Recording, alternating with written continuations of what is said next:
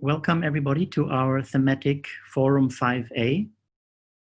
And thank you to the organizer from the Global Forum on Human Settlements for giving us the opportunity today to discuss the question, will healthy and anti-fragile cities emerge from the crisis?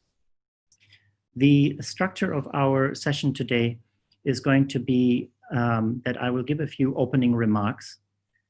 Every panelist will have 10 minutes to speak and present their slides if they have. We have 3 commentators who I will invite to talk for about 3 minutes. And then assisting me are Susan Zhong and Yu Liu, who will select some questions for the Q&A session, for which we will hopefully have some time. So, as mentioned already, my name is Franz Gatzweiler. I'm the Executive Director of the International Science Council's program on urban health and well-being by taking a systems approach. And we would like to discuss the question of whether healthy and anti-fragile cities are going to emerge from this current COVID-19 crisis. The new coronavirus pandemic has pushed cities to the limits of their economic, social, and political and healthcare systems, and some more intelligent systems will have learned more from the crisis than others. Obviously, the learning process for many cities during the COVID-19 crisis has not been very smooth and also not fast enough, even though data and experiences from other places were available.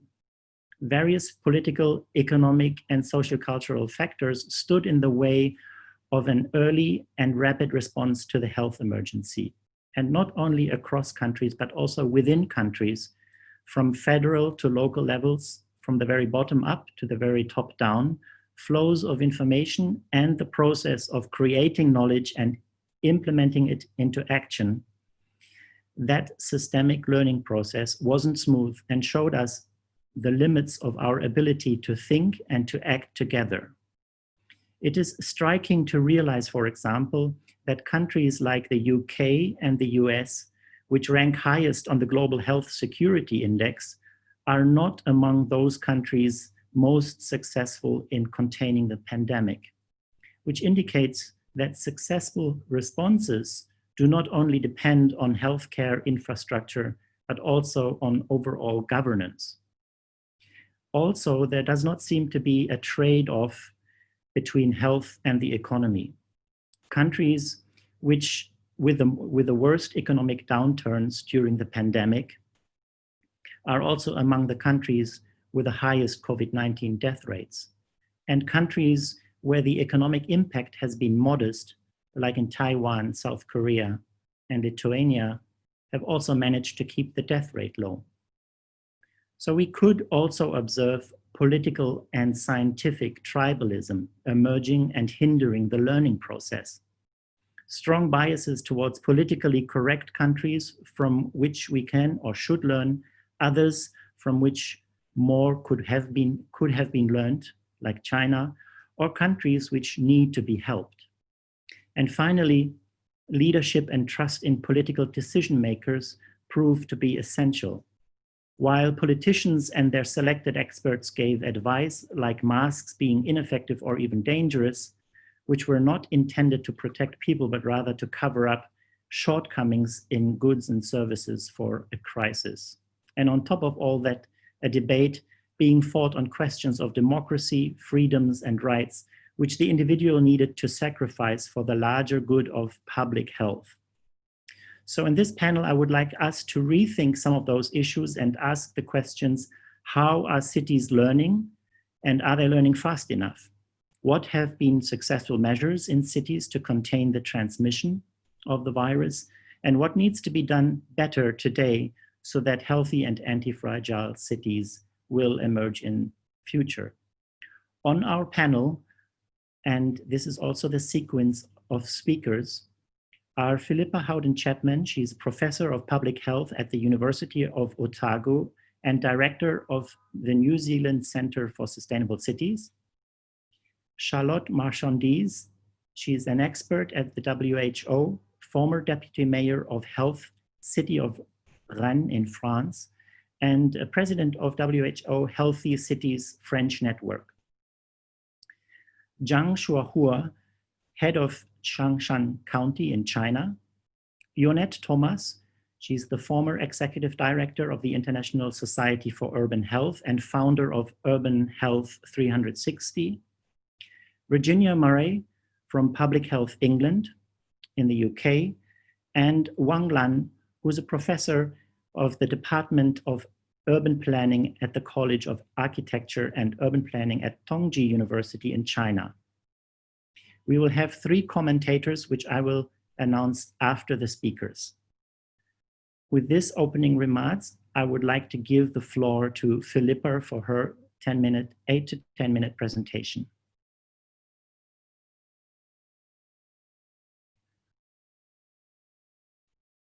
Philippa, are you there? Seems that he's not here. Maybe we can to the second speaker first. The second speaker would be Charlotte Marchandise. Charlotte, are you there? Yes, I'm here. So thank you. I'll be happy to begin even if it's a big mission. So let me share my screen so I can share some slides.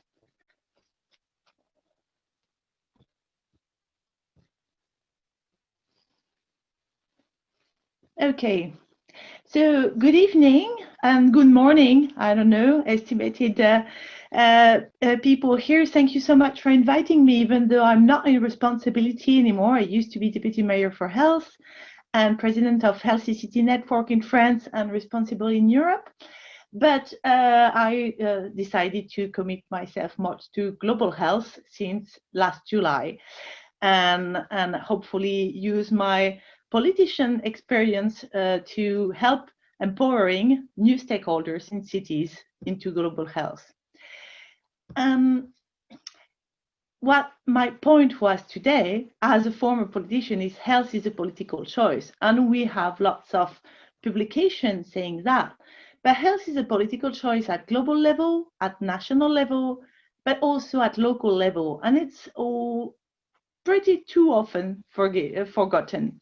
So local level is important because it gives amazing levers and opportunities for health and all its determinants, but also to reach out for communities, to create this trust, to have democratic or at least confident and trustable relationship, to act with the people and for the people. And at local level, we can do very agile experimentation. We can work together, and from there, with the networks, we can scale up and learn from each other.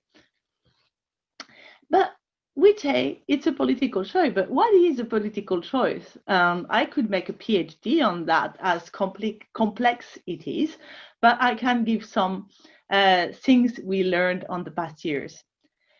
Political choices, and this is a study we made with the French Public Health School, is a complex process. It has dynamics and factors that are not only, if so, evidence-based research. And lots of researchers would love to know that politicians and stakeholders are taking decisions based on evidence, but lots of things compete.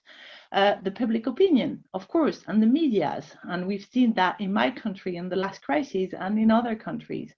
Of course, economical interest, and we know health is not always the thing that's up into the process of decision making. Local competition, if a city nearby my city has done something amazing, maybe I want to do something amazing too. And of course, sometimes personal experience.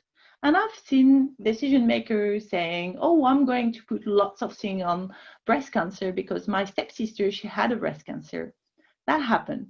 So how do we change that? How do we help politicians to make decisions more based on evidence? We have theories when it comes to health in cities. So we have the health determinant theories. I'm pretty sure all of you are aware of that.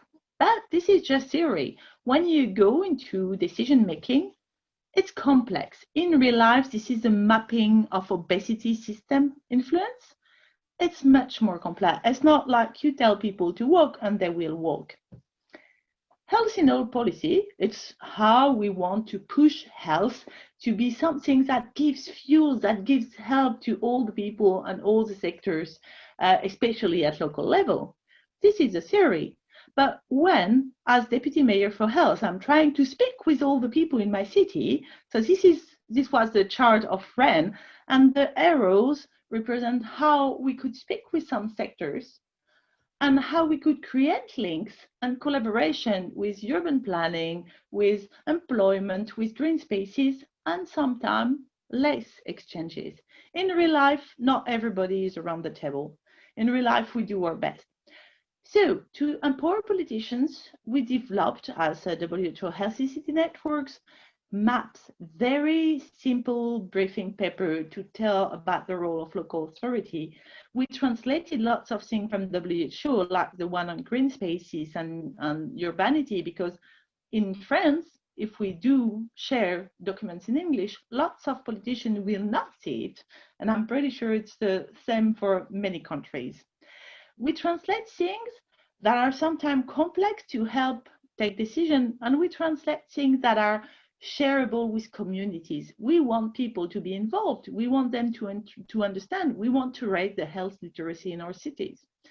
We also need local data for local stakeholders.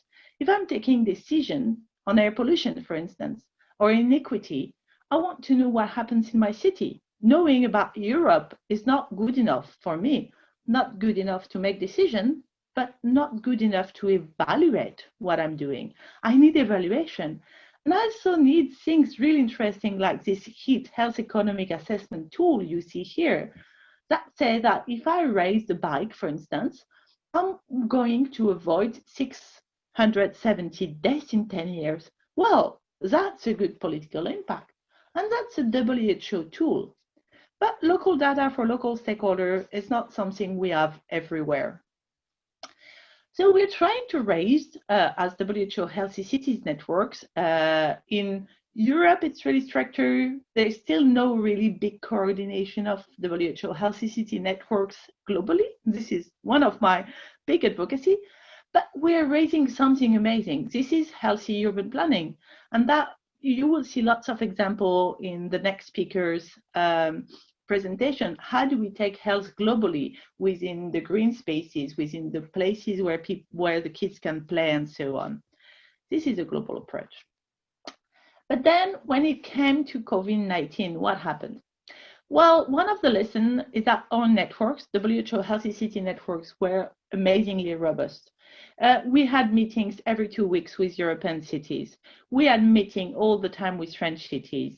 And it was much better resources for us. I was in charge until July than sometimes that national government, because we were able to share very concrete tools to work with our population. The more our city had existing partnerships, the better they coped with the crisis, because we knew each other. So when the crisis began, I knew people from the mental health sector, I knew people from urban planning, I knew people from solidarity. So they all called me and we were able to do things together. If you don't have the good governance in health in all policy, well, it's much harder to do something. And of course, the healthy communities, once we have the inhabitants, when we have the residents, well, we were much better at giving masks, at having mediators, at having health ambassadors in our local communities, and even to translate documents into the community languages.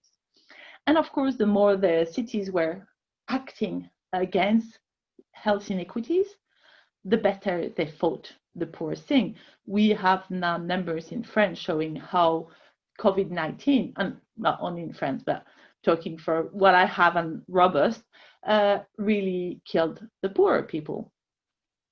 So the more you find health inequality, the more you react.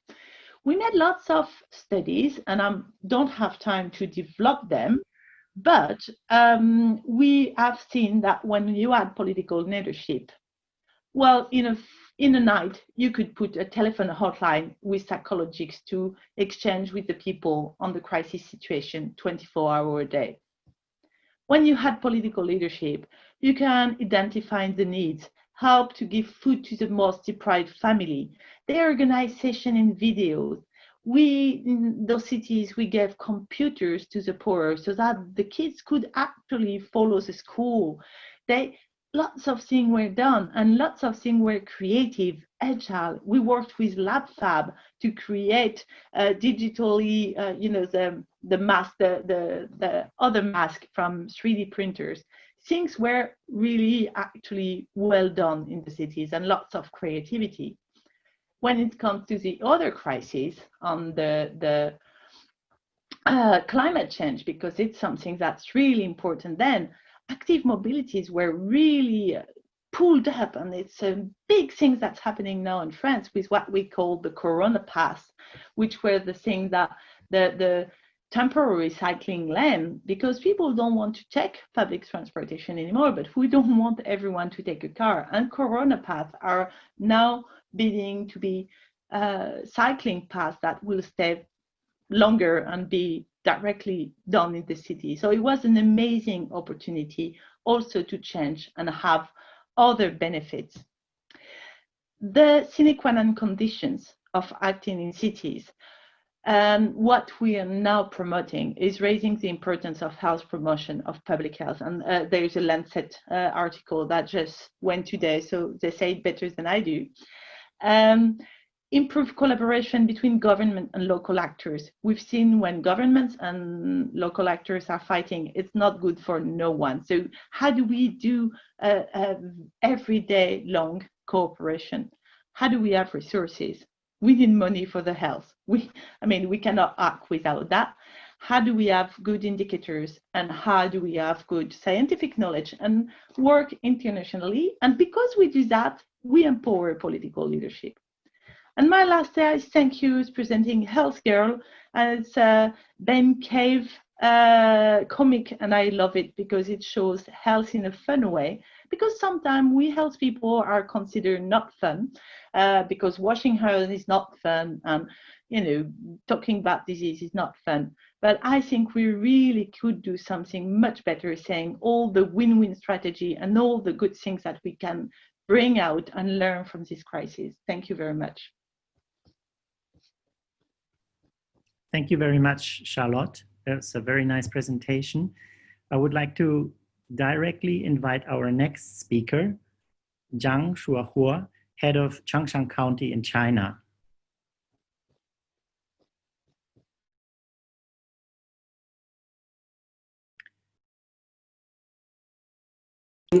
各位朋友，大家好！今天我非常荣幸应邀出席第15届全球人居环境论坛。我想借这个机会也代表我们长山县委县政府和34万长山人民，向论坛组委会给予长山的大力支持和认可表示衷心的感谢。长山位于浙江省的西大门，是美丽的钱塘江的源头，它有着一座1800年历史的千年古县，有着1099平方公里的美丽田畴。我们小学语文课本当中有首古诗叫《山渠道中》，其中写道：绿阴不减来时路，添得黄鹂4、5声。是我们南宋诗人曾几途经我们长山时写下的如画般的诗句。多年以来我们牢牢记住习近平总书记在2003年调研长山时做出的指示，我们始终秉持绿水青山就是金山银山的理念，以生态为底本，坚定不移地推进绿色发展，建设绿色城市，全力打通两山转化的通道，推进城市绿色、健康、可持续的发展。下面请允许我从4个维度来介绍一下长山。第一呢，我们擘画了一个青山与绿水共生的绿色长山。绿色是生命的底色，生态的厚度往往决定了健康的高度。我们常山坚持生态守卫，用最坚决的态度实施环境系统治理，推进生态修复和升级。这个当中，我们对发展过程当中原来留下的一些历史的划痕、生态的沉疴，坚持持续的推进治水、治土、治气进行攻坚。我们铁腕治水，雷霆斩污，特别是对我们长山有着千百年历史沉淀的钙产业，我们以凤凰涅槃、重整山河的气魄打响了钙产业环境整治的系统大会战。这个过程当中，我们下定决心关停拆除了16家氢钙企业，165孔石灰粒窑，201条石灰钙的生产线，把原来的一些污染和毁伤统统写进历史，把我们的绿树和青草还给青山。这项工作我们得到了国家长江办的高度评价，被中央环保督导组评为优秀的典型案例。我想没有一种努力会被辜负。今天的长山，我们的森林的覆盖率达到了 73.2%， 空气质量常年保持在2级以上。我们向美丽的母亲河钱塘江输送了常态化的一类水源。长山也成功的入选了中国生态魅力县100家深呼吸小城，并有幸成为中国第7座国际慢城。今天的长山正以一幅浓墨相宜的水墨画卷来铸就我们人与自然和谐的这种生态健康的屏障，描绘出千里钱塘江最美在长山这样一个美丽的梦想。第二个维度呢，我们开启了一个宜居与宜业共荣的活力长山。我们倡导小县大手笔，慢城快节奏。我们全力奏响强发展求突破的主旋律，积极向空间要开放力。我们境内的10大通道穿境而过，高速公路、铁路、长江航运纵横交错，令人憧憬的打通长江水系和钱塘江水系的浙赣运河也正在深度谋划落地当中。南上北下、东进西出、通江达海的大交通格局已初具蓝图。四省边际的长山县正成为中西部地区通往长三角地区的桥头堡。我们也向产业要支撑力，全力推动产业链的延伸，推进我们装备制造业、钙产业、现代纺织3个传统的产业的转型，来推动我们新材料、大健康、数字经济3个新兴绿色产业迅猛的发展。目前我们瑞典斯凯福、天津利安龙、大和乐慈、浙丰新材料、重卡产业园等一批龙头的企业纷纷落户我们长山，让我们长山有了核心的产业支撑。我们向特色要竞争力，精心讲好石头故事。长山境内有国际地科联组织确认的中国首枚金钉子，吸引了全球的眼光。我们有全省储量最大、品位最高的石灰石矿，实现了优质资源向高端资本的延伸。我们的华东地区最大的浙江青石花石市场正成为全国观赏石的集散地。赏石小镇在浙江省首批特色小镇当中熠熠生辉。我们更加注重融合发展，全面推动三产融合。右香湖产业园成为了浙江省农村产业融合发展的示范园。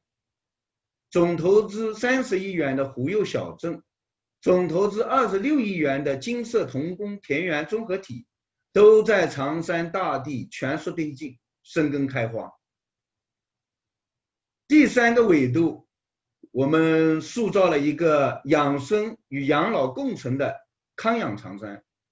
今年的疫情大考啊，我们长山见事早，行动快，围绕找到人、管住人、守好门，做到了真正的精准管控、智慧管控。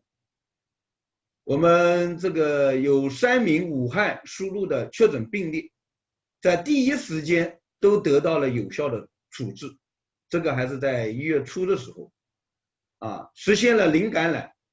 我们针对疫情暴露出来的公共卫生方面的短板，今年我们要持续投入6.4亿元，相当于近5年的投入总和，全力补短板，打基础，强基层。这次的新冠肺炎疫情啊，更加让我们加快了提倡城市文明、推动生活方式革新的步伐。我们现在正在打造一座车让人的城市，一座烟头不落地的城市，一座使用公勺公筷的城市，一座不随地吐痰的城市，一座行注意礼的城市，一座没有牛皮癣的城市，一座自觉排队的城市，一座拆墙透绿的城市，努力的提升我们城市的文明和人民群众的幸福指数，让生命更安全，生活更健康，城市更文明。绿水青山孕育了长山的三宝，我们的长山湖右、山茶油、猴头菇驰名中外。特别是我们的长山湖右啊，是长山特有的，是药食同源的好水果。我们的权威机构证明它是对呼吸道有辅助的治疗作用，大家高度的认同长山湖右利于肺。这里我也想跟大家分享一个真实的故事。今年1月份，长山第1例的输入这个新冠疫情患者是从武汉回来的。那么这位对象呢，他所在的村是我们长山的湖右主产区。这个患者啊，当时回来摆婚宴但是第2天就被查出患有新冠肺炎，所以我们马上排查。结果查出来与其密切接触的有近1000人之多，所以我们对这些人进行了14天的隔离和观察，结果发现没有一个人被感染，所以我们当地的老百姓都称湖右为抗疫的神果。长山的山茶油我们也通过了美国药典委的认证。长山的猴头菇成功注册了地理标志商标。我们是中国长山湖右之乡，中国油茶之乡，中国食用菌之乡。好山好水好空气是长山的最大优势。我们紧紧抓住休闲时代和老龄化时代的所带来的市场的需求和发展的空间。我们以孝老之城来建设我们的家园，打造集医疗康复、运动休闲、康养食疗等多种元素相融合的医疗基地和健康产业，培育打造出了赛德健康小镇等一批优质的康养小镇，真正把我们长山全县域打造成为养眼、养肺、养胃、养脑、养心的康养之城。第4个维度是我们培育了一个文旅与运动共鸣的休闲长山。休闲是浙西大花园的我们的鲜明主题，围绕这个主题我们多点开花，我们崇尚文化休闲、古典休闲、旅游休闲、浪漫休闲、运动休闲、乡村休闲等一系列主题风。长山千年古县历史遗存非常丰富，我们的古道、古渡、古街、古村不胜枚举。其中我们的万寿寺，它是杭州灵隐寺的祖宗寺。我们还有文峰塔、文昌阁，深厚的文化底蕴啊，曾经吸引了中国历史上非常有名的像陆游、杨万里、辛弃疾、欧阳修等等一大批大诗人在长山流连忘返。他们沿着长山江赋诗吟咏，留下了宋诗3000多首。我们建设的长山江宋氏支河景观带被纳入了钱塘江丝路黄金旅游带的规划，入选了全省丝路旅游的目的地。这里的长山等你来，是我们向全球发出的邀请。当然，游起来还要动起来。我们以健康为时尚，以赛事为媒介，相继举办了全国国际跳棋锦标赛、青少年皮划艇锦标赛、全国山地自行车公开赛、第3届赏识文化节等一系列的国字号的集会赛事。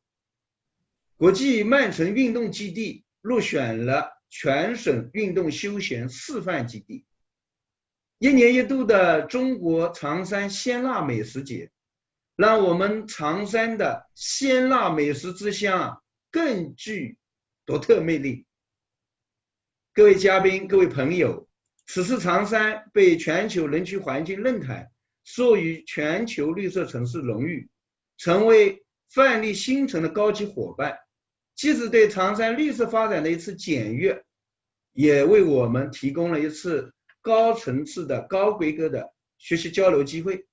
下步我们肯定以这次为起点，再接再厉，在城市规划、建设和管理中全面导入国际绿色范例新城标准 3.0 的体系，贯彻环境、空间规划与开发、经济、基础服务、社会与文化等6个维度的可持续城市发展理念，提升城市的可持续发展水平，让长山的未来更加绿色、更加美好。Mr. Zhang, please. 中国南宋历史上有位著名的词人叫辛弃疾，他曾经说过：“我见青山多妩媚，料青山见我应如是”的诗句。在这里呢，我想说，绿色健康的长山，这座深呼吸的小城，一定不会辜负您的每一次回眸。热情欢迎各位嘉宾、各位朋友来长山做客，常来长山。谢谢大家。Thank you very much, Mr. Zhang, for introducing your beautiful town to us. Our next speaker, without further ado, is Professor Philippa Howden-Chapman, who is on our panel now from New Zealand. Philippa, the floor is yours. Thank you very much. And despite my best intentions, I didn't take into account daylight saving. So I apologize for missing the first ones. I'll just get at my screen. Can you see this all right? Yes, we can see your screen. Okay, I just hide my, okay. So thank you very much for the invitation to join. It's very interesting. Am I speaking at the right speed for the translator? I presume so. Slow me down if I'm speaking too fast. So I come from Aotearoa, New Zealand, and I've chosen to talk about the key messages for the post-pandemic recovery so that we I'm sorry, could you show it in full screen? are full screen. Yeah. Show good screen. Just a minute, sorry. Thank you.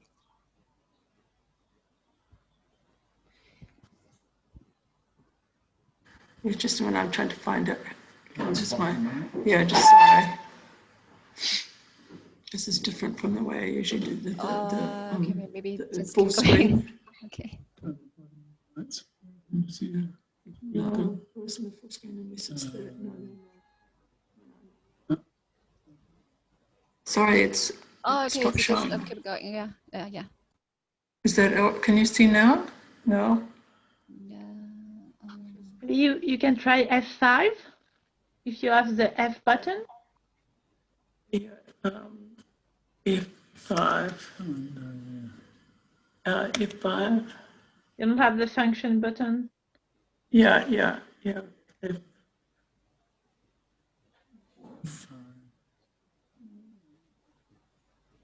The little icon at the back of. Is that better? Okay. Yes. Okay. Perfect. Thank you. Okay. Okay. So am I speaking about the right speed? Yes, I hope so. Okay. So I have the messages from New Zealand is that we have faced the pandemic with a Labour government, a progressive government, and we have our national election tomorrow, which is very exciting. The current government, the Labour government, has introduced the world's first well-being budget, and the Prime Minister has emphasised the importance of trust and talked many times about the team of 5 million, so that everybody is responsible for doing their part. And so in terms of the protective factors that have enabled the country to deal with COVID-19 much better than the international agencies said is the social cohesion, the social capital that's been developed in New Zealand. And this is the painting which I have near my office, which has dancing and rainbows and sunshine and somebody in the grass here. So there is a balance between giving many benefits to small business owners, to ensuring that people have enough money if they're laid off. Companies are given money to keep employees there. So there's an emphasis on economic circumstances, but it comes after the social one. And the money that has been allocated is concentrating on environmental policies, which we hope will reduce carbon emissions. Because although we're a small country of 5 million people, we have carbon emission levels that are double the average in the world. So we need to cut back our carbon emissions largely because of from our farming, from transport, and from construction. The final well-being, which takes a very big part in New Zealand, looks at cultural factors, and there's an Indigenous Māori population in New Zealand, which is coming up to 1/5 of the population. So every consideration is given to what the impact is on the Māori community. So the Prime Minister Jacinda Ardern, with many epidemiologists, many of whom were from the Department of Public Health that I'm in, agreed that we would follow an elimination strategy. Of course, we're an island country, so it was possible to have, close the borders and have conditions about who would come in, and anybody coming in has to go into quarantine for 2 weeks, and that's enforced by the police and the military and lots of social agencies. The Prime Minister's words were to go hard and go early, and she was thought that the team, and she knew that the team of New Zealand would stay with her, and there was lots of graffiti around on the walls saying things like, go home and be safe, I love you. So there was, and there were teddy bears on all the windows for the children when they could go out and walk. So in this population that we've got of 5 million, we've had 25 COVID-related deaths. So Taiwan has done better than us, but we're pretty close to being, one of the most successful countries in terms of reducing the number of COVID deaths. And as I said, the government put a lot of public trust in the fact that the population would accept the risks, would accept the restrictions of individual liberties on the basis of greater public good. So there was a big emphasis primarily on improving social capital, increasing the collective capabilities in our Amartya Sen sense, to increase resilience. And the Prime Minister's campaign for the new election has been, we've kept us safe, we've kept the economy going, and we must continue it. The recovery, addressing well-beings, as I said, is focused on training. There are free apprenticeships for young people, and an emphasis on having infrastructure, improving the infrastructure in New Zealand. As in many countries, our sewage and water pipes are quite old, and there's a necessity to renew those. And I am on the board of the major government house building crown company in New Zealand. We have a budget of we have assets of 28 billion, and the government dollars, and the government has agreed that we can raise well-being bonds on the international market, 8 billion of them, and these are because interest rates are low around the world, people are buying these bonds as fast as the government agrees that they can be delivered. Now, we have a number of challenges, and this is in terms of the anti-fragility. For the first time, we have been in recession on this last quarter, although we're hoping that we're going to come out of it in the next quarter. There's definitely increasing unemployment. Our unemployment is up to about 6. I'm checking with my economist husband who's across the table. 5%, sorry, thank you. But the area where I work in primarily is the shortage of affordable housing. And this rather shocking picture is of someone who has made themselves a home on the right, underneath the town hall auditorium. There is an increasing waiting list for public housing and rising homelessness. Now, this is largely because we're an unusual country. We travel a lot. I've been to many of the countries that are represented in our meeting tonight. And so from the population of 5 million, there are another 1.5 million people who live overseas, and many of them are wanting to return back to New Zealand. So although we banned evictions, you are not allowed to evict New Zealanders during a lockdown,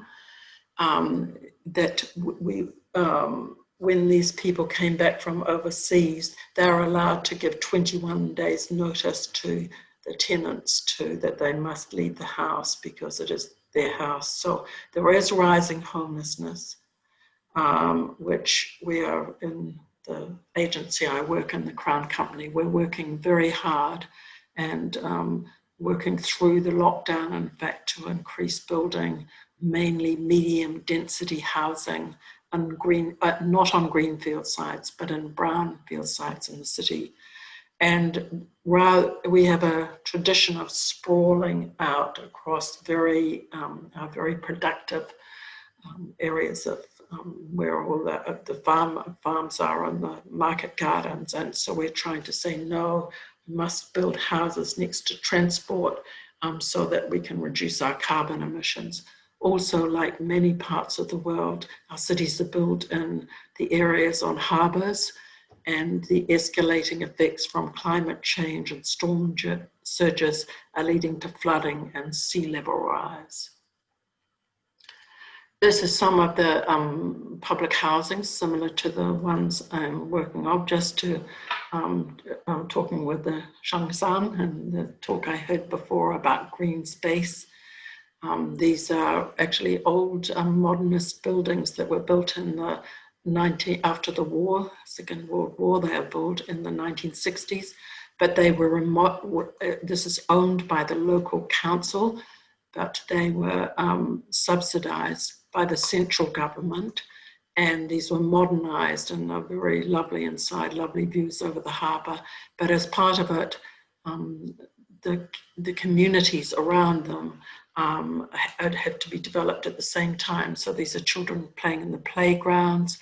There's the market gardens there for people to grow their own vegetables. And I walk through here on my way to work every day. Environmental outcomes, easy access. Oh, I can't get rid of this part of the bottom, sorry. Easy access. Is that banner across the bottom cutting into the photo, or can you see it all right? Okay. Yeah, okay, good. Environmental outcomes, where the government is one of the Building Back Better, is to improve the green space, the easy access that the public can have, both to blue, the harbours, the rivers, as well as the green space. And this is a really nice sculpture in one of our river cities, Whanganui. Now, I mentioned cultural well-being as a key factor. This is a marae, a meeting place of one of the indigenous people who have mana, who have cultural control over an area, and this is actually in Christchurch. The government, particularly this left-wing government, has very active partnerships with Māori, iwi, which is the name of tribes. Interestingly enough, quite a lot of the Māori originally seem to have come from areas just off Charmaine, and some of the words are actually quite similar to Mandarin. And the tribes came down through Tonga, and there's a Tongan island, an island called Tonga just off Charmaine. And so they're very communal, and the government says that our housing and employment in terms of apprenticeships have to support Māori advancement. In other words, you just can't say, oh, this will be good for Māori. You have to talk and work very carefully with our Māori partners and colleagues and friends to make sure that it actually does improve their economic and social circumstances. Philippa, you're 2 minutes over time. Oh, sorry. Okay, I have 2 minutes to go. Okay, I'm speaking slower than I normally do. Sorry. Okay, so there's a big emphasis on these kind of housing in relation to public transport and renewable energy, and this is what has been funded. So in summary, we were a successful case of showing that with good leadership, and I think that's critical as we know from around the world, good leadership, a pandemic, if you're lucky enough to be an island, can be contained with quarantine and concerted contact tracing. The government has the power, but it needs to be exercised in partnership with councils and population groups such as Māori. And the social inclusion is critical for trust, and we've put that ahead of the economy, but actually our economy is thriving, and increasingly people want to invest money in New Zealand. Social and civil infrastructure is essential for recovering, but climate change remains our biggest challenge, and we are and I hope you'll see that there's very positive results in the election tomorrow. We're opening the door for the opportunities. These are the kind of the previous generation of state homes in the background. And we think that New Zealand will be a better place after this pretty traumatic period that we've been through. Thank you for your attention, and I hope that you found something interesting in my presentation. Thank you very much, Philippa. Very exciting example of how New Zealand was able to contain the virus. Our next speaker is Yonette Thomas. Yonette, the floor is yours. Good morning. Thank you for having me. It's early morning here in Maryland in the United States, and I will be quick. I've unmuted myself, so the host has spotlighted that. I'll share my screen very quickly so that I can bring my presentation up. So I am taking a very different approach from my colleagues. It was nice to hear the perspectives given by my colleague from REN, and of course, Philippa. It's always delightful to be on a panel with you and to hear the amazing ecological changes that are going on in the Chinese city that was described. Very riveting. I'm an epidemiologist, so my mantra has long been, I focus at this point in my career on urban health in the last few decades, and I've really been focused on the challenges for urban health. Before COVID, we were focused on, this is the last decade of realizing the Sustainable Development Goals and what opportunity that presents. Now with COVID, the call is the same and it's even more persistent. And this says that if we don't do these things, we won't be ready for post-COVID and beyond, because pandemics, as we know, are going to be with us for the long haul. We have to be ready. And as an epidemiologist, I can safely say that we have to be ready to know how to deal with them. And my message continues to be the same. Since I focus on urban health, I cannot speak enough about the issue of urbanization. The statistics speak for itself.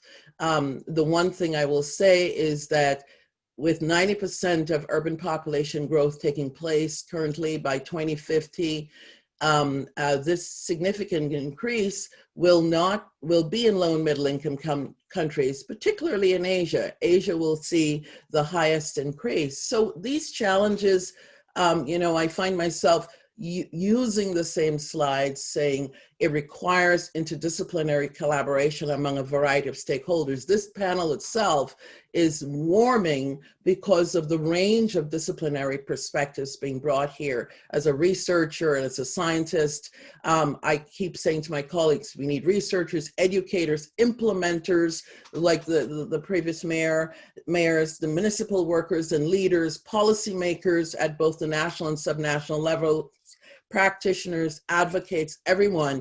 It's an all hands on deck approach, and COVID-19 has really exacerbated that.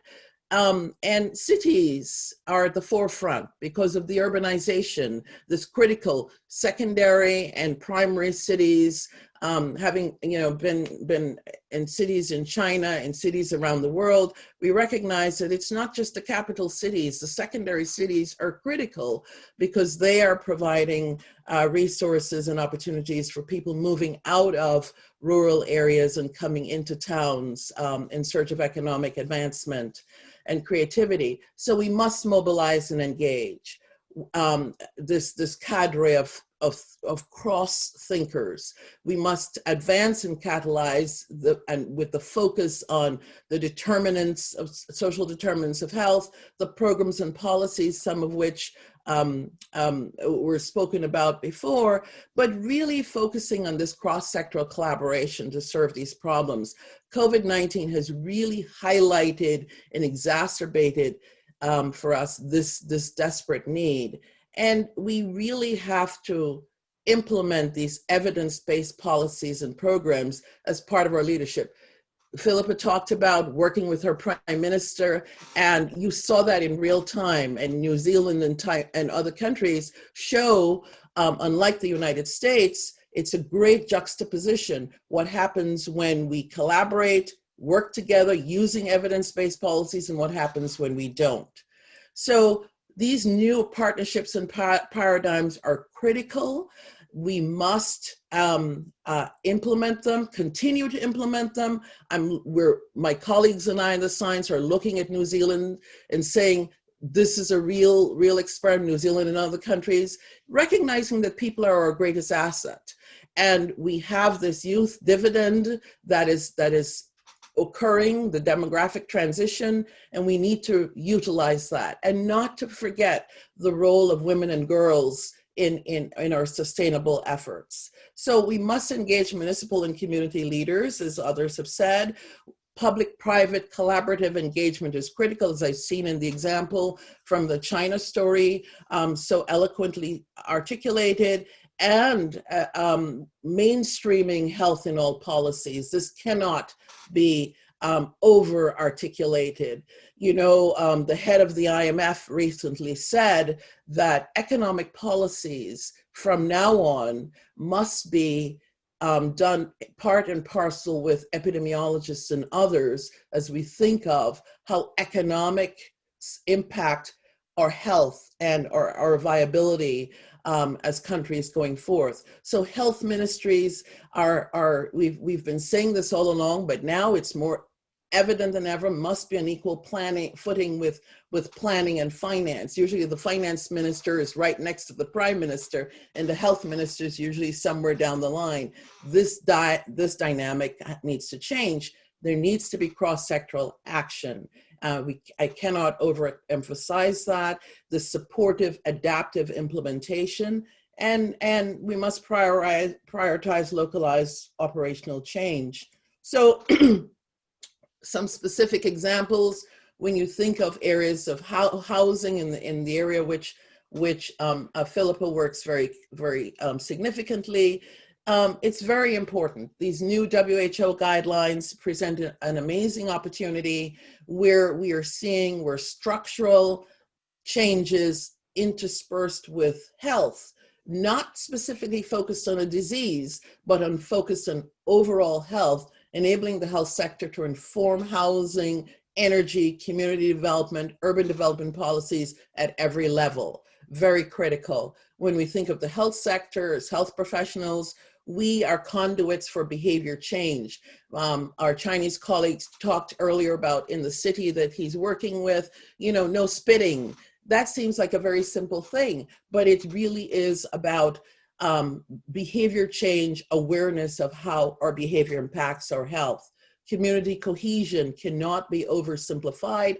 COVID-19 has really brought that home and said, this is why we need to be more inclusive of all levels and be community oriented. Planners, the Chinese presentation earlier talked about how planning has played a role, not just in our environmental sustainability and making our cities and provinces look great, but also in the health, equitable, physical, mental health and well-being, and overall health.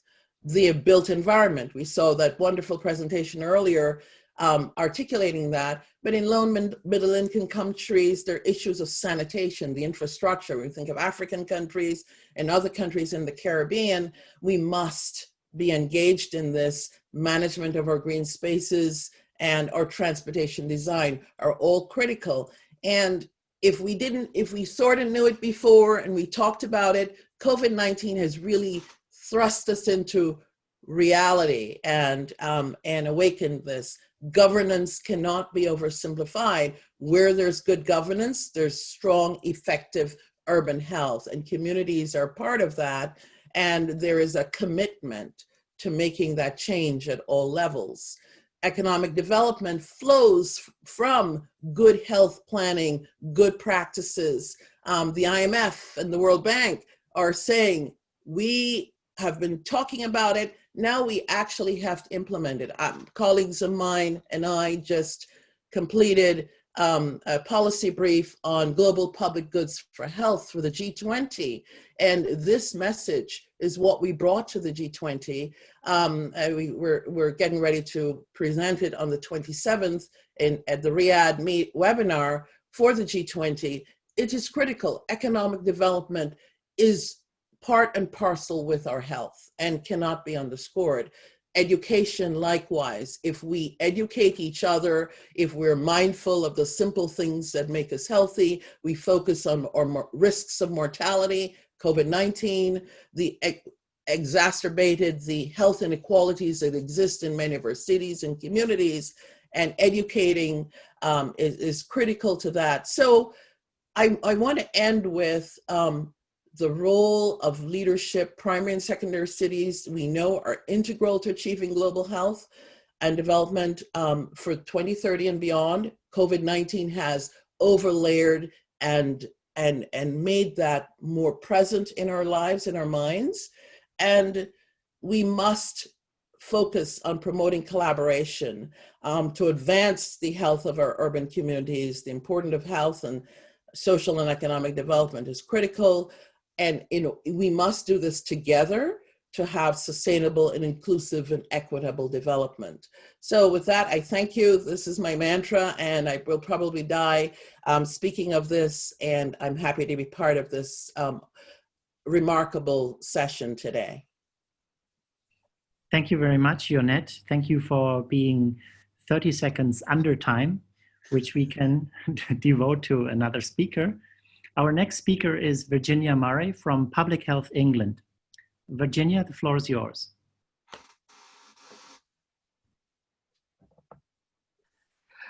Thank you so much, Franz, and lovely to hear what everybody else is saying. I'm just going to get my slides up, if that's all right.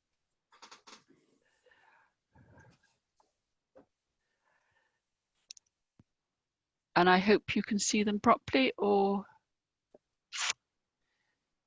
I think I might be doing what Philippa was doing.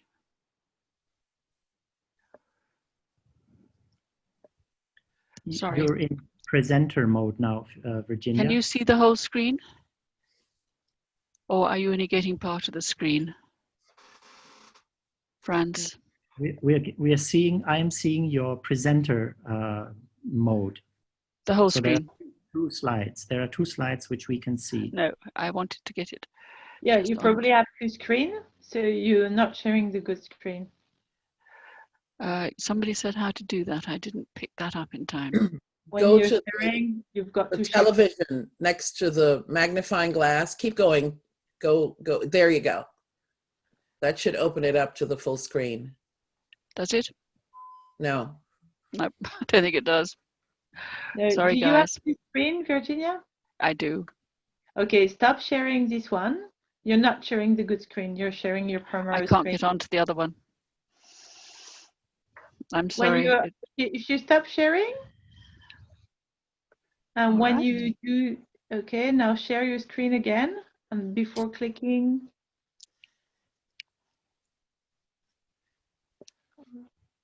Do you see? How does that work? Yes, we're there.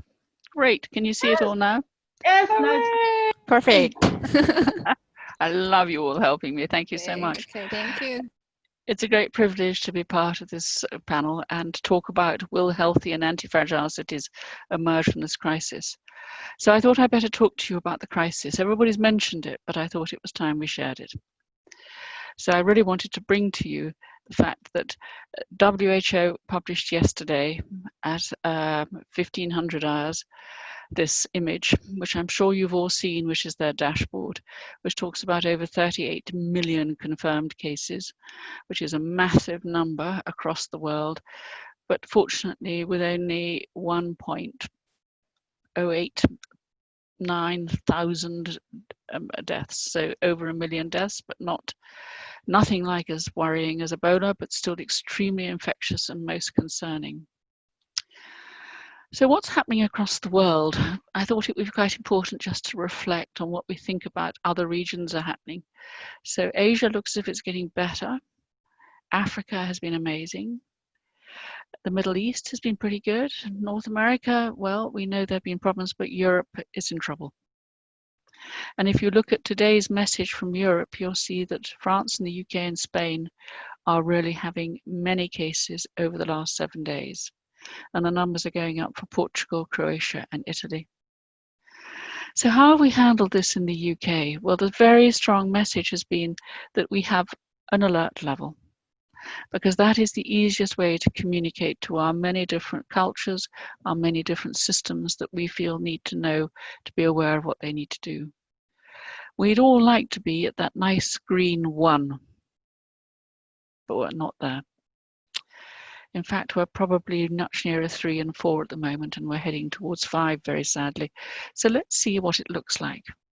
This is the daily report that we publish for the whole of the United Kingdom every day of who's being tested, where the cases numbers are, if the healthcare system is working or not, because we're very concerned to make sure that our National Health Service works.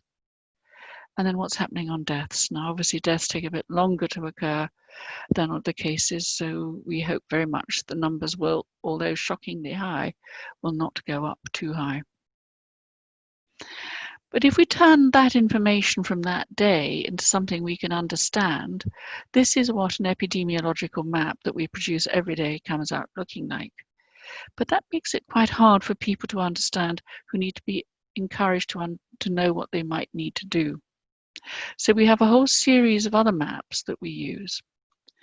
This is the map that came out last night on our media, the British Broadcasting Corporation, the BBC, where we're trying to identify where we have the greatest risks, where we have the cases of over 200 per 100,000 in the last week. And you'll notice that we've got a big problem in the north of England, but Northern Ireland has suddenly shot up, having done really well to getting many cases. And then also we have problems in Scotland and even some in Wales. So let's have a look a little bit further.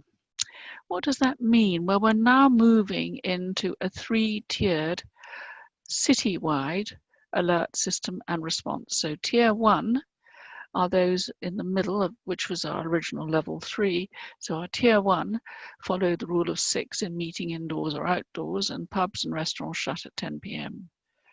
Tier 2, which is no household mixing indoors, and the rule of 6 will apply outdoors, and pubs and restaurants will shut at 10, is the one that many of us are heading for. And then we now have two different areas at the very high level, where there's no household mixing indoors or outdoors, in hospitality venues, or even in private gardens. The rule of 6 applies for public spaces like parks. Pubs, bars are not serving meals, will be closed unless they can do it by takeaway. And guidance against traveling in and out of the area exists. So that's getting pretty tough. And that means that we have very strong messages about face, space, and of course, hands. So face masks, which were not normal inside the United Kingdom, are now very much something that we're using. And I thought you would like to see how well we're trying to understand the space message on travel. So as I came into work this morning, I took this photograph. And I think you'll see on our underground train that there were people well sat apart, wearing their masks, well separated, and very careful of each other to reduce the risks. So we're really working hard to try and reduce these risks. So the risks are now in these certain areas which are becoming very strong. So Liverpool is at level tier 3, and we just heard just now that Lancashire's gone up to a much higher level. But London and Essex are going up too. And that's an area that's a real concern, because I thought I would show you, as you asked, Frans, that I should talk particularly about London. But we can go down to each single unitary authority. We can almost go to very, very local levels to see where the risks are and to see how we can manage them better. And there's very strong messages that this should be totally accessible, transparent, useful, usable, and used by all who might need it. Now, the Sendai framework, of course, has been very strong on pandemics and epidemics, along with the World Health Organization and the international health regulations that every country in the world is now using. But we know that there's more dedicated action needed to focus on tackling underlying disaster causes. So with this pandemic and epidemic, it's through to the extraterrestrial ones, which are causing such concern with solar storms and the near miss yesterday of 2 pieces of satellites. But then the things that are so terrifying for so many countries is, of course, earthquakes, and they've been happening even with COVID, along with wildfires, which have been unfortunately really bad this year, probably with September being the worst wildfire season in the world. And then, of course, there are many chemicals that are a great deal of concern, and they've been added in. And then there are the technological hazards, which go from, of course, industrial fires to cybersecurity and infrastructure. And finally, we have some societal hazards, which include civil unrest. So, what does this mean? What it means, what we have to think about is what's happening now, which is actually addressing this fact that it's not just COVID that's the problem. It's the massive global impact on employment, economy, and how we actually all live and work. So we need to address the cascading and complex nature of hazards and risks and understand how to calculate and share this for the future. And we need to do this at a very local level to make sure we can deliver better. To do this, we have some wonderful health resources. We've now got the new WHO Health Emergency and Disaster Risk Management Framework, which is fully consistent with and helps to align policies and actions for health security, disaster risk reduction, humanitarian action, climate change, and sustainable development and capacity development, linking the Sendai Framework, the Paris Agreement, and the Sustainable Development Goals. And to do this, we have just published the WHO Guidance on Research Methods for Health and Disaster Risk Management, with its introduction, identifying and understanding problems, determining the scope of the studies, of your study design, special topics, and most importantly, in many ways, is how to become a researcher. Because we need to be able to build our knowledge to be able to do better. And I thank so many authors from across the world, including New Zealand, the United States, from France, to all our incredible WHO headquarters and regional offices for all the work that they've contributed. So what am I saying in summary?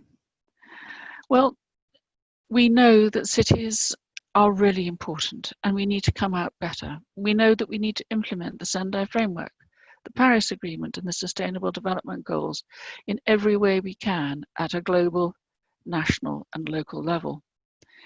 To do this, I have shared the messages from WHO about this global pandemic.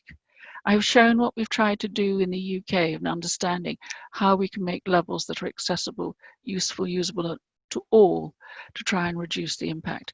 And I've talked about the problems we have now in London as we move towards a tier 2 control from tomorrow. We have these tools that I have quickly mentioned, but what I hope to leave you with is the incredible vision of the UN in getting our cities resilient. And we need to get you all to sign up to Resilient Cities under the UNDRR. Every thanks, Franz. Thank you very much, Virginia. We will come directly to our next speaker, who is Professor Wang Lan from Tongji University. Wang Lan, the floor is yours. Thank you so much. Thanks a lot for the invitation by friends. It's my pleasure to share with you my research and some thoughts about healthy city planning, especially in the post-COVID era. Is that clear now, my voice and the PPT presentation? Yeah, perfect. Okay, great, thank you. So, so my focus will be what the role of urban planning in healthy city development, especially during and after the pandemic. And as we all know, that urban planning is actually helped the public health promotion at the very beginning. And zoning and other types of the planning tried very hard to protect the basic public health with the indicators to regulate urban development, such as floor area ratio, building density. I would call that this the healthy city version 1. And around the 1980s, we have this global health city movement proposed and announced by the World Health Organization. I think that during that time, with the background of the increase of the non-communicable disease, so the focus would more on the NCDs. I would call it Healthy City version 2. And there were the response from the urban planning field to cope with this challenge.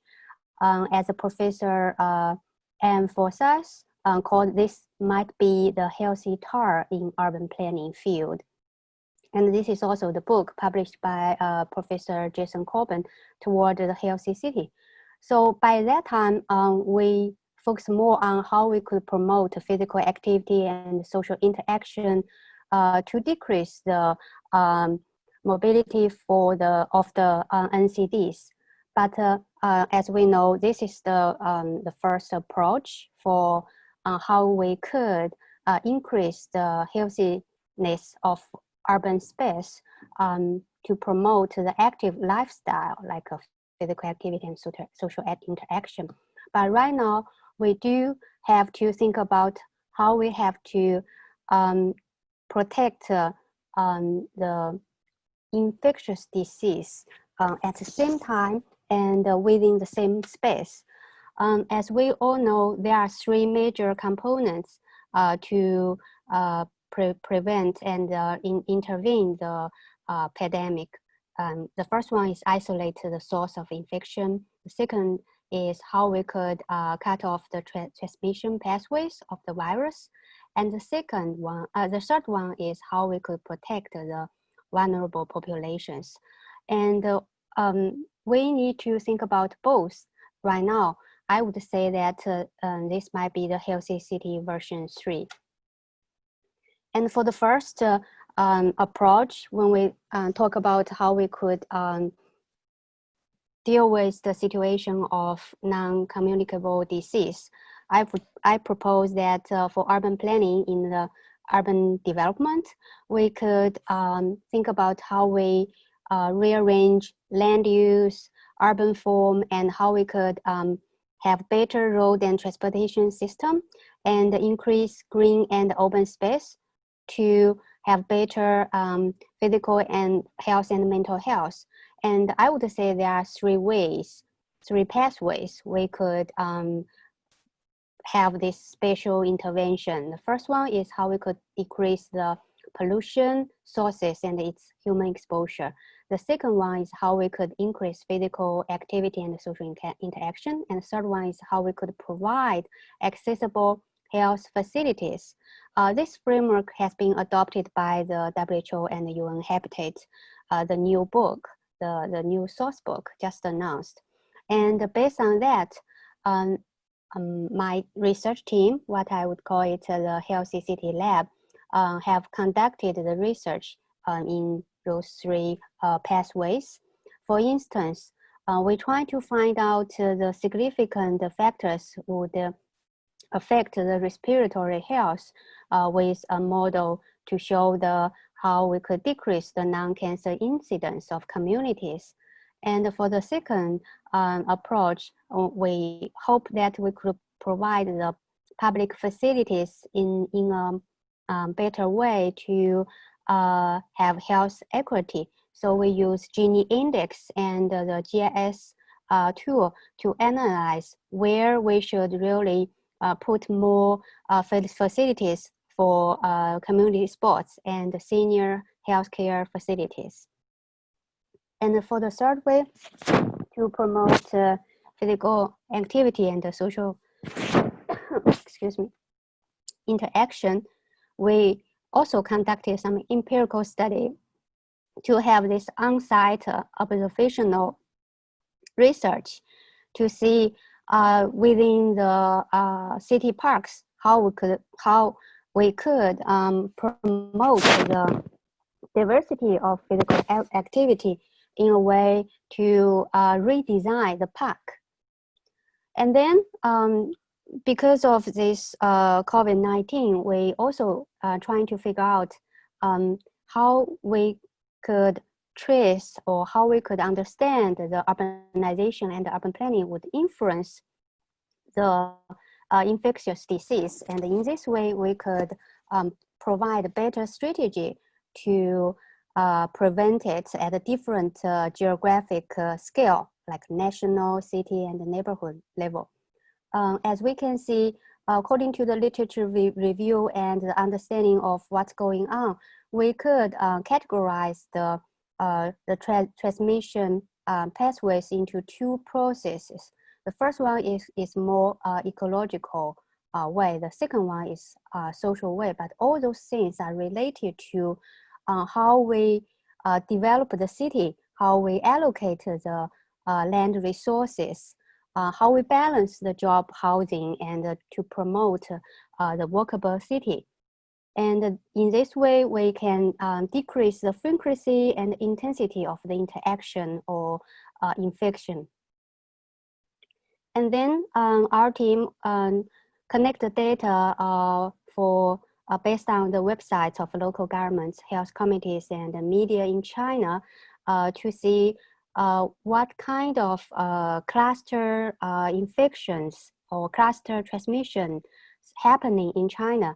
And you can see here with the average media 4 cases for all the cluster transmissions. But hospital and shopping, those are the major ways to get the infection.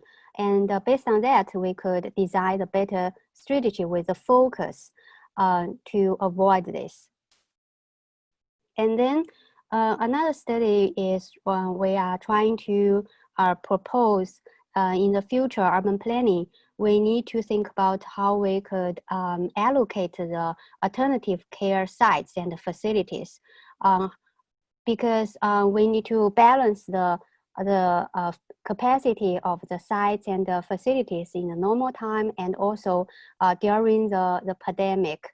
And we also develop certain strategy to find out where might be the best location and also how we could change and renovate the facilities in a short time to provide the sufficient health care during the pandemic.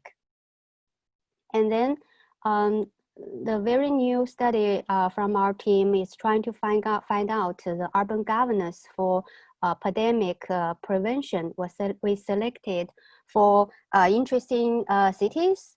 For instance, Shanghai right now, the major issue for them is to trying to identify the patients, but mainly focus on the airports and the harbors. And they would like to say this is a sort of the urban governance to connect with the global situation, global travel. That's the major focus for Shanghai.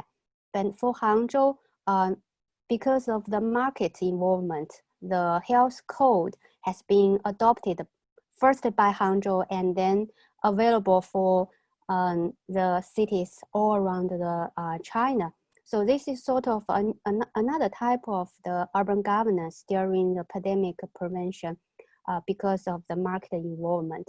And the Chengdu and Zhengzhou also show some very interesting and specific forces during the urban governance to have this pandemic prevention. And this chart shows the policy evolution, and this chart to show the number of patients, how they controlled basically the infection during those period of time. And then I would say that I would propose, especially for China, how we could integrate health into urban planning. It might provide certain clue or experience to other countries. The first one is we hope that we could integrate the consideration of health both for NCDs and infectious diseases into this new planning system. We call it National Territorial Spatial Planning. And then this is sort of at a micro level. And then we hope that based on what we call the 15-minute community life circle, we could integrate health at the micro level. And then the last part is into the detailed design to provide the health urban design guidelines. This is basically the structure for the national territory spatial planning right now. And you have different scale, geographic scale, and with the corresponding planning levels. And then we have specific planning to support those comprehensive planning. And we are hoping that during the whole process and different levels, the consideration of health for two kinds of disease could be integrated. And then at the micro level, we are hoping that this 5 minutes community life cycle basically hope that within the walking distance, you can have the support before or during or after the pandemic. And right now we propose we should have all those facilities and agencies within this walking distance. And then the last one, I would just say that even though in New York, LA, or also London have proposed the urban design guidelines, but we need to consider how we integrate the prevention and the preparation for the pandemic at within the same space to promote the healthy urban design. And for me, like I would say healthy city planning and design is what we can do to allocate the health elements and resources and meet the health demand and reduce the health risks. And finally, we can achieve health equity.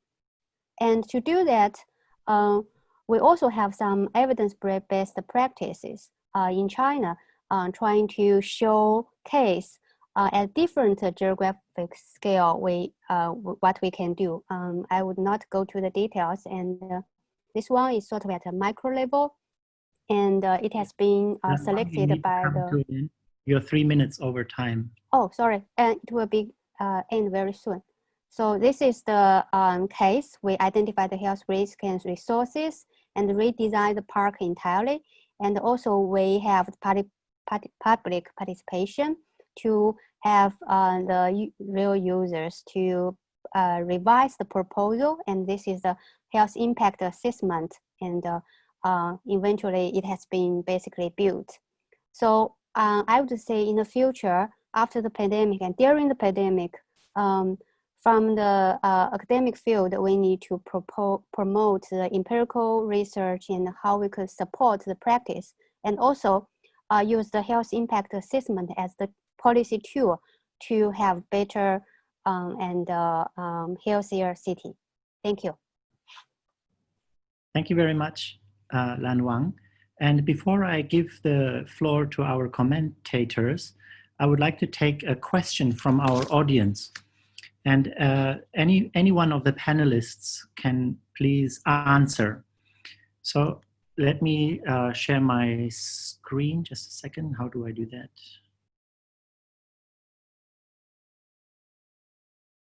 Okay, I can't find the function to share my screen. Let me read it. So how much would you think we will be able to maintain all these urban health measures in the future? Are we going to live a permanent health screening, or will all of these measures, which we are proposing now during the COVID crisis, fade away once the vaccine comes and we will see all these policies as an experience of the past? Would any one of the panelists like to answer that question? Are we going to maintain those measures, or are they going to be forgotten? May I, Franz? Please.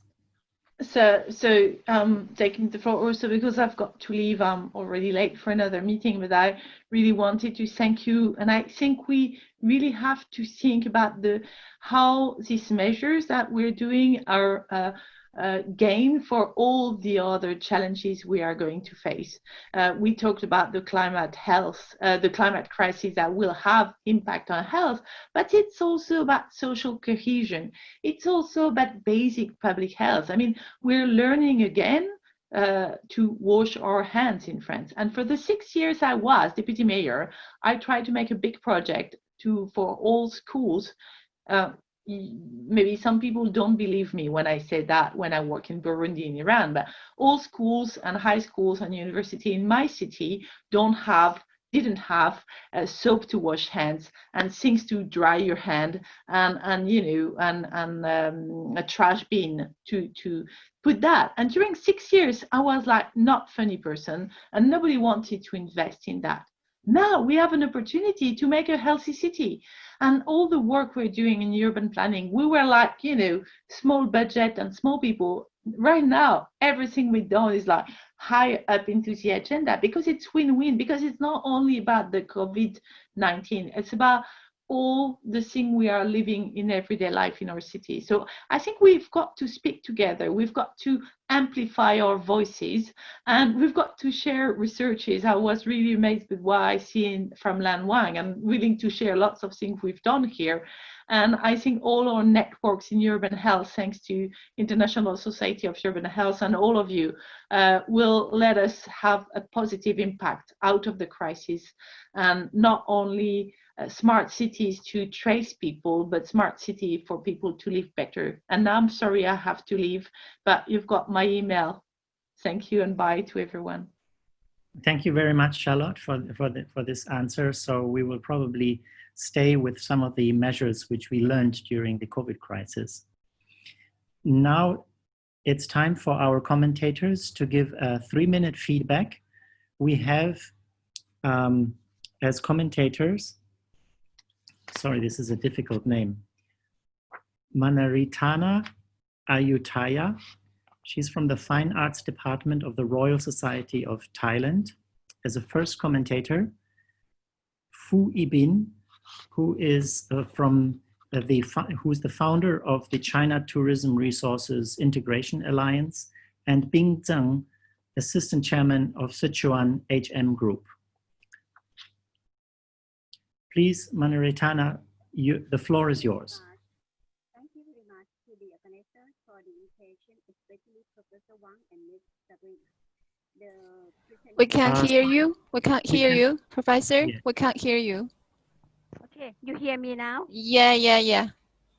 Okay, better, right? Thank you very much for the invitation, especially Professor Wang and Ms. Sabrina. The presentations are all great and attack the right target of the world crisis. Talking about crisis, we can say that COVID has a tremendous impact on the whole world as a great disruption by the number of infections and deaths, and by its destruction power to the global economy. It's still spreading and causes a great loss, and we don't know exactly when it will stop. Even today, due to COVID, so we meet each other online waiting for the vaccine. My question is, how well the 17 UN SDG can handle with this loss, especially the 11th goal, human settlements. It's great that GFHS, Global Forum on Human Settlement Committee, holds a forum today to talk about how we can deal with the world's crisis. We heard a lot of how we can solve this crisis, but so far can we come close to the absolute solution. As Thailand, so I'm from Thailand, is one of the world's best country to cope with COVID. We are COVID-free country. We are not isolated country like New Zealand. We are surrounded by COVID countries. We haven't had domestic infection for several months. We are not just solely lucky, but in summary, we are alert and collectively well-disciplined and help each other to protect the community. We have learned from our research from the National Research Council of Thailand, and we would like to share some with you. To make our settlements further safer from invaders, what we need may include finding best responses for readiness preparedness for emergency health crises like COVID, finding social protection policies with multilingual accessibility and equal opportunity to cover total population at both macro and micro levels for safe cities and well-being. Number 3, finding best practices of social protection, responses, and measures for emergency health crises like COVID, self-sufficiency in addition to government social welfare. Number 4, finding why we are non-visionally prepared, not ready, and not self-sufficiency in situations like COVID, which challenges our lives and affects the world economy, especially sustainable cities and human settlements globally, negatively, and disruptively. Number 5, we are now exploring on a quality longevity city where smart physical buildings, surroundings, technology, and knowledge will be used to extend quality long life. The focus is long life. The pledge of UN SDG goal, especially number 11, to make cities and human settlements inclusive, safe, resilient, and sustainable cannot be fulfilled if we cannot eradicate the small virus. Therefore, it is possible to propose to UN SDG Committee to reconsider the 17 UN SDG. Thank you very much.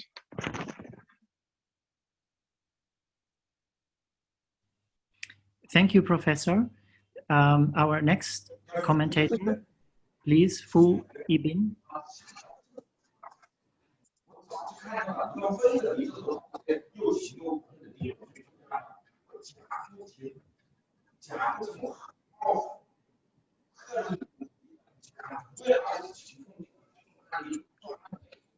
We cannot hear. 副总，听不到您的声音。是让我说吗？啊，是到您了，您请说。大家好。把您的这个共享取消一下。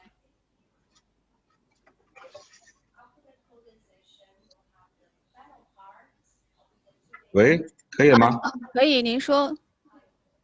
这样，这个刚才听到很多这个专家的观点，我想是这样啊，因为我在深圳，我们一直是做的这个文旅行业，主要是做旅游产业的，做文化旅游产业的。今年疫情以后啊，很多媒体也在采访，说这个疫情以后打击最重的，或者这个受伤最严重的，首当其冲的就应该是旅游行业，因为我们公司呢也有不少的景区景点。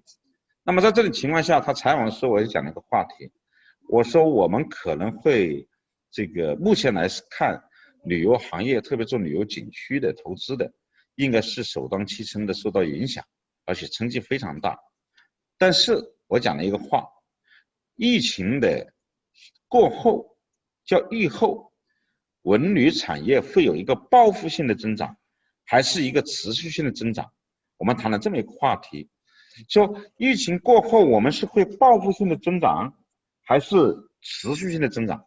我们专题做了一个讨论，因为很多人认为会报复性，但也有很多人认为不可以报复性，但是会持续性。为什么不能报复性？最后大家的观点形成了更多的人倾向于持续性的发展。什么叫持续性的发展？就是说我们的报复性只是在一个阶段，当我们疫情过后，我们的产业的消费可能会出现的就是一阵风，但是这种报复性是很短暂的，就是一时一会儿的，不是持续的。而真正的疫情过后，我们更能够做的是，更有市场的是能够持续的发展。为什么？这个旅游是一个大产业，是我们生活，是我们第三产业的重要的组成部分。所以我认为很多人在关心的问题，其实我们一直因为做这个行业，一直也很关心。我们最后的结论认为，未来不管是在中国啊，特别是在中国，在全球来说，可能普遍的观点是，疫情过后的产业会出现持续性的增长，会大过报复性的增长。那我们现在看来也确实是如此。从2个角度来看，第一个从市场的角度来看，通过疫情以后，中国逐步恢复，特别是今年国庆黄金周，已经达到了去年的87%，整个的旅游人次达到了4.7亿，4亿7500万人次，达到了去年或者往年同期的80%-90%了，那么已经恢复的非常不错了，而且后续的持续性，在10月份过后，我们现在目前的数据来看，还在继续增长，就超过了往年的淡季。那么这种持续性的发展，从市场上来说，我们会有非常多的机会，非常多的机会。第二个的话呢，从投资的角度来看，也是足以证明日后我们这个市场的潜力非常的巨大。在中国提出了内循环和外循环双循环的概念。内循环对中国的旅游产业的投资，从目前来看，我昨天接到了万达分成了4个战区，原来是分商管公司、旅游公司，今年调整战区，叫东南西北。战区的目的就是大量的追加投资，全面的城市文旅产业。万达的这个投资规模，单在一个贵州的单在小镇，就是600个亿，所以这个投资的额度、幅度、速度，足以证明未来这个投资规模和市场的越来越的占有率的提升，是疫情过后中国，我们不能说国际情况我不太了解，至少从中国来说是很好的一个行业，也会很好的一个机会，所以我们应该如何把握？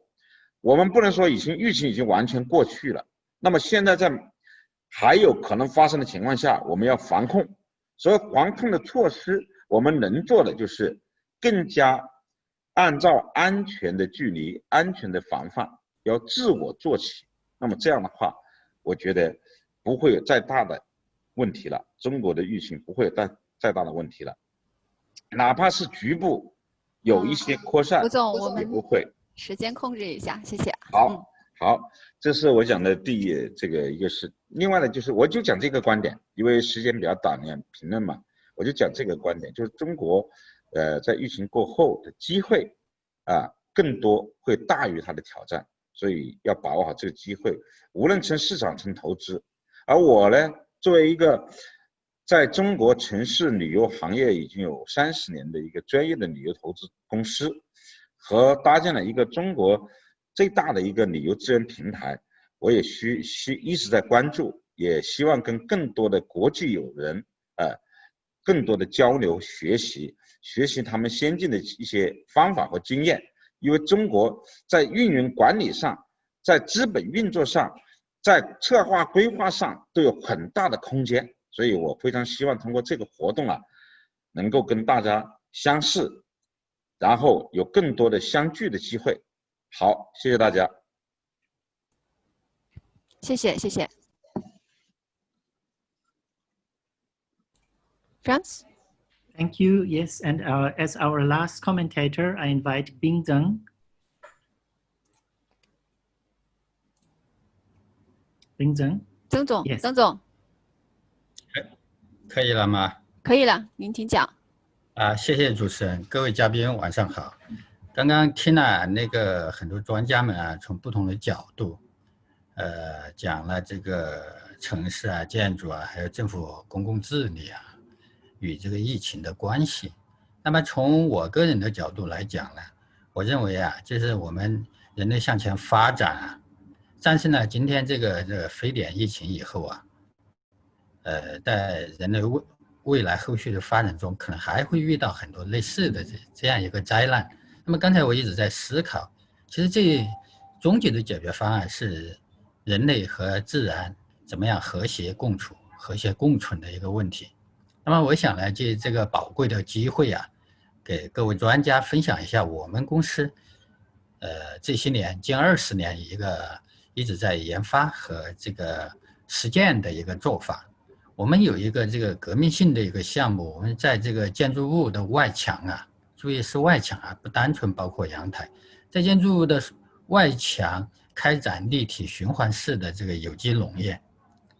那么我这个农业呢，它所需要的这个农业生产所需要的肥料呢，是通过这个地埋式的沼气系统对整个社区里面的有机垃圾来进行处理的。也就是说，所有的这个社区城市里面产生的有机垃圾，就地的转化处理，转换成这个建筑物外墙上农业生产需要的有机肥料，然后这个城市和社区里面的生活污水以及这个雨水啊，我们要进行处理，进行回用，然后为这个建筑物外墙上的农业生产提供灌溉用水。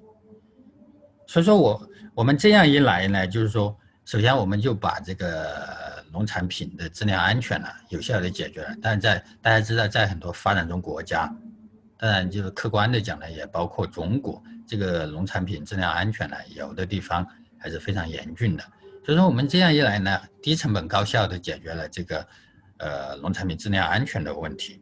同时呢，我们这样来做的话，也最大限度的节约了这个水资源和土地资源。因为我首先是这个立体式的开展这个农业生产，那么我按照中国的这个建筑的话，比如说你的这个建筑房屋层高3米的话，我可以做到这个4层的这样一个生产空间。所以说我这样的话，就大量的节约了这个土地面积，同时还制造了大量的一个耕地。那么这样一来呢，就是说，这个项目投建所在地的这个所有的有机垃圾污染，包括这个餐厨垃圾啊，这个厕所的粪污啊，全部都高效的进行了处理，并且有机的这样转化和利用。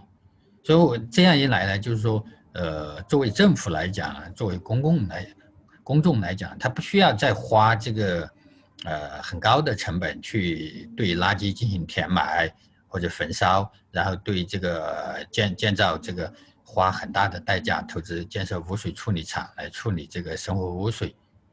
那么通过这样一来呢，我们整个项目对外呀，它是没有这个垃圾和这个生活污水排放的。所以说这样间接的也很高效和低成本的把这个城乡的这个污染也解决了，然后这个环境也保护了，然后整个生态系统也修复起来了。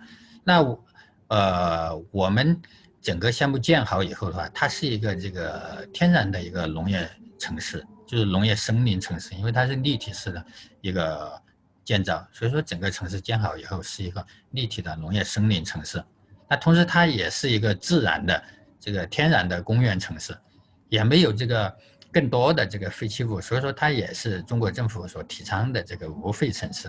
另外呢，它也发挥了这个海绵城市的功效。那我们这个项目呢，我们做了近20年，通过了这个中国这个农业、建筑和环保领域3大顶级院士的这个联名的评审和推荐。然后整个项目呢，因为我们整个项目研发和实践是在成都，所以我们整个项目呢也得到了四川省委省政府、成都市委市政府的高度支持和重视。那我们在今年这个新冠疫情以后呢，我们作为企业来讲呢，我们更加坚定了我们这个研发和投资这个项目的信心和决心。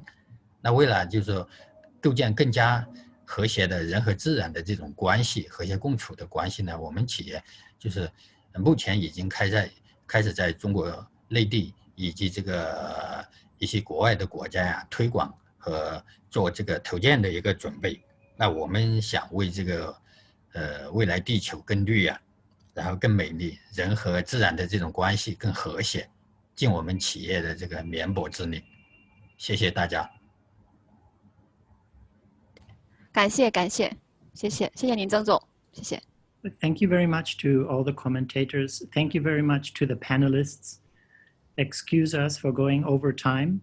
I think it has been a very interesting discussion and very inspiring presentations. Me and my team have been taking notes and minutes. We will be distributing those after this session. And I wish you all a good evening, especially also to those who joined us in difficult time zones early in the morning, like Yonette. Thank you for coming, for being with us, and all the best. Goodbye. Thank you. Bye-bye. Thank you. Thank you.